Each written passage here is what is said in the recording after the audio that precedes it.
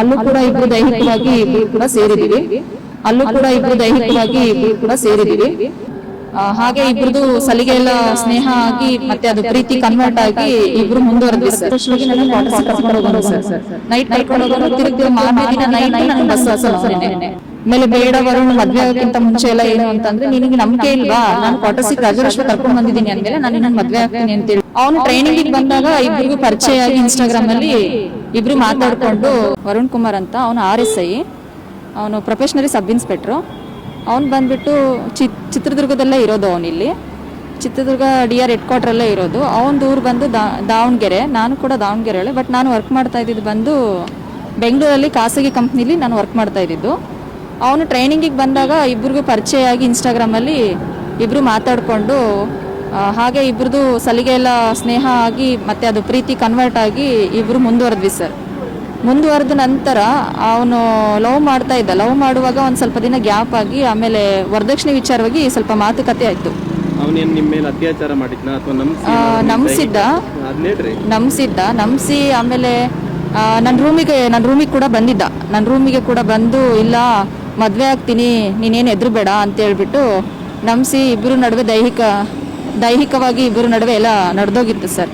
ಅದಾದ್ಮೇಲೆ ಕ್ವಾರ್ಟರ್ಸಿಗೆ ನಾನು ಊರಿಗೆ ಹೋಗ್ತೀನಿ ಅಂತ ಅಂದ್ರೆ ಅವ್ನು ಇಲ್ಲೇ ಇಳಿಸ್ಕೊಳ್ಳೋಣ, ಯಾಕೆಂದ್ರೆ ಇರೋ ಒಂದಿನ ರಜದಲ್ಲಿ ನನಗೆ ಹೋಗಿ ಬರಕ್ ಆಗ್ತಿರ್ಲಿಲ್ಲ. ಹಾಗಾಗಿ ಇಲ್ಲೇ ಕ್ವಾರ್ಟರ್ಸಿಗೆ ಕರ್ಸ್ಕೊಂಡು ಹೋಗೋಣ. ಒಂದು ಬಸವೇಶ್ವರ ನಗರದಲ್ಲಿ ಕ್ವಾರ್ಟರ್ಸ್ ಇದೆ, ಪೊಲೀಸ್ ಕ್ವಾರ್ಟರ್ಸ್, ಅಲ್ಲಿಗೆ ನನಗೆ ಕರ್ಸೋನು. ಅಲ್ಲಿಗೆ ಮದ್ವೆ ಆಗ್ತೀವಲ್ಲ, ಯಾಕೆ ಎದುರ್ಬೇಕು ಅಂತೇಳಿ ಎಲ್ಲರ ನಡುವೆನೂ ರಾಜಾರೋಷವಾಗಿ ನನಗೆ ಕ್ವಾರ್ಟರ್ಸಿಗೆ ಕರ್ಕೊಂಡು ಹೋಗೋನು ಸರ್. ನೈಟ್ ಕರ್ಕೊಂಡು ಹೋಗೋನು, ತಿರುಗ್ದ ಮಾರನೇ ದಿನ ನೈಟ್ ನನಗೆ ಬಸ್ ಹತ್ಸೋನು ಅವನೇನೆ.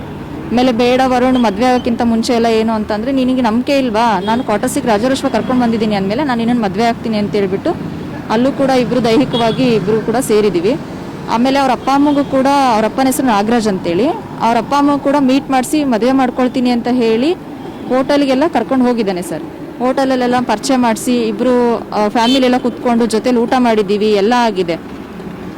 ಎಲ್ಲ ಆದ್ಮೇಲೂ ಕೂಡ ಆಮೇಲೆ ಬರ್ತಾ ಅವ್ರ ಮನೆಯಲ್ಲಿ ವರದಕ್ಷಿಣೆ ಕೊಟ್ಟು ಮದುವೆ ಮಾಡ್ತಾರೆ ಕೇಳು ಅಂತ ಹೇಳೋದು. ಆಮೇಲೆ ಇವನು ವರದಕ್ಷಿಣೆ ವಿಚಾರವಾಗಿ ನೀನು ಇಷ್ಟಪಟ್ಟಿಲ್ಲ ನನ್ನನ್ನು, ಈಗ ವರದಕ್ಷಿಣೆ ಮ್ಯಾಟ್ರ್ ತಗೊಂಡು ಬರ್ತಾ ಇದೀಯಾ ಯಾಕೆ ವರುಣ್ ಅಂತ ಕೇಳಿದ್ದಕ್ಕೆ, ಇಲ್ಲ ಮನೆಯಲ್ಲಿ ಈ ಥರ ನಾನು ಮನೆ ಬೇರೆ ಕಟ್ತಾ ಇದ್ದೀನಿ ಅಂತ ಹೇಳ್ಬಿಟ್ಟು ನನಗೆ ಸುಮಾರು ರೀಸನ್ಗಳನ್ನ ಹೇಳ್ದ ಬಿಡ್ಲಿಕ್ಕೆ.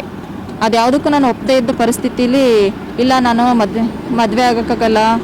ಆಮೇಲೆ ಅವನಿಗೆ ಮನೆಯಲ್ಲಿ ದುಡ್ಡಿರೋ ಹುಡುಗಿಯರನ್ನ ನೋಡ್ತಾ ಇದ್ರು, ಇವ್ನು ಜಾಬಲ್ಲಿ ಇದ್ದಾನೆ ಅಂತ ಹೇಳ್ಬಿಟ್ಟು ಏನೋ ಸೈಟು ಮತ್ತೆ 40 ಲಕ್ಷ ವರದಕ್ಷಿಣೆ ಕೊಟ್ಬಿಟ್ಟು ಮದುವೆ ಮಾಡ್ತೀವಿ, ಅದು ಸೆಟ್ಲ್ ಆಗಿಬಿಡುತ್ತೆ, ನಿಂದು ವೆಲ್ ಸೆಟಲ್ ಲೈಫು ಅಂತ ಹೇಳಿ ಅವ್ರ ಮನೇಲಿ ನನಗೆ ಬೇಡ ಅಂತೇಳಿ ಇದು ಮಾಡ್ತಾ ಇದ್ರು ಸರ್. ಇವನು ಕೂಡ ಹಾಗೆ ಅವಾಯ್ಡ್ ಮಾಡ್ತಿದ್ದ ನನ್ನನ್ನು.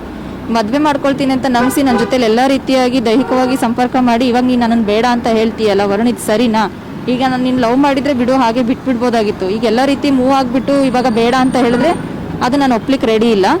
ಈಗ ನಾನು ನಿನ್ನ ಮದುವೆ ಮಾಡ್ಕೊ, ಇಲ್ಲಾಂದರೆ ನಾನು SP ಆಫೀಸಿಗೆ ಹೋಗ್ತೀನಿ ಅಂತ ಹೇಳಿದ್ದಕ್ಕೆ, ಹೋಗ್ಬೇಡ, ನನ್ನ ಮಾನ ಮರ್ಯಾದೆ ಪ್ರಶ್ನೆ, SP ಆಫೀಸಿಗೆಲ್ಲ ಹೋದರೆ ನನ್ನ ಮರ್ಯಾದೆ ಇದಾಗುತ್ತೆ, ನನಗೆ ಟೈಮ್ ಕೊಡು ಅಂತ ಕೇಳಿದೆ ಸರ್. ಅಲ್ಲಿಗೂ ನಾನು ಅಲ್ಲಿ 1 ತಿಂಗಳು ಟೈಮ್ ಕೊಟ್ಟಿದ್ದೀನಿ. 1 ತಿಂಗಳು ಟೈಮ್ ಕೊಟ್ಟಿರೋದಲ್ದೇ ಮತ್ತೆ ಆಮೇಲೆ ಬೇಡ ಅಂತ ಹೇಳಿ ನಾನು ಸೂಸೈಡ್ ಕೂಡ ಮಾಡ್ಕೊಳ್ಳಿಕ್ಕೆ ಟ್ರೈ ಮಾಡಿದೆ. ಸೂಸೈಡ್ ಮಾಡ್ಕೊಳ್ಳಿಕ್ಕೆ ನನ್ನನ್ನು ಸಾಯೋಕ್ಕೂ ಬಿಟ್ಟಿಲ್ಲ ಸರ್. ಅಲ್ಲಿ ಹಾಸ್ಪಿಟಲ್ ಅಂದರೆ ನಾನು ಕೆಲಸ ಮಾಡೋ ಜಾಗದಲ್ಲಿ ನನ್ನ ಕೊಲಿಗಿಗೆ ಕಾಲ್ ಮಾಡಿಬಿಟ್ಟು ಹಾಸ್ಪಿಟಲಿಗೆ ಸೇರಿಸಿ ಅವಳನ್ನ ಅಂತ ಹೇಳಿದಾಗ ನನ್ನನ್ನು ಅಲ್ಲಿರೋರು ಹಾಸ್ಪಿಟಲಿಗೆ ಸೇರಿಸಿದ್ರು, ಬೆಂಗಳೂರಲ್ಲಿ.